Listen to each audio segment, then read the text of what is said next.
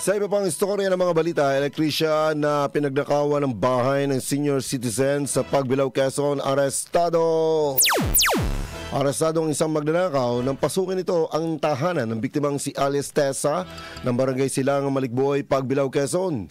Ang suspect na si Alias Ron ng Barangay Market View, Lucena City ay isang electrician na dati nang may kasong rape na napawalang sala nitong si Chemry Tres sa taong kasalukuyan at sa paglabag nito sa karnaping law na pansamantalang isinara naman ang kaso nitong Oktubre 8. Ayon sa ulat ng Pagbilao PNP, alauna ng umagang Biyernes ng magising ang biktimang si Tessa sa ingay ng nanggagaling sa kabilang kwarto. At ang suri nito ang room ay nakita mismo nito ang suspect na kinukuha ang kanyang mahalagang bagay tulad ng cellphone, 3 pirasong t-shirts, 2 pirasong hoodie, isang bag, wallet, 3 pirasong relos na binili sa ibang bansa, 400,000 cash o 400 pesos cash sa isang 40 o isang kwintasa na silver, isang ring gold at belt bag.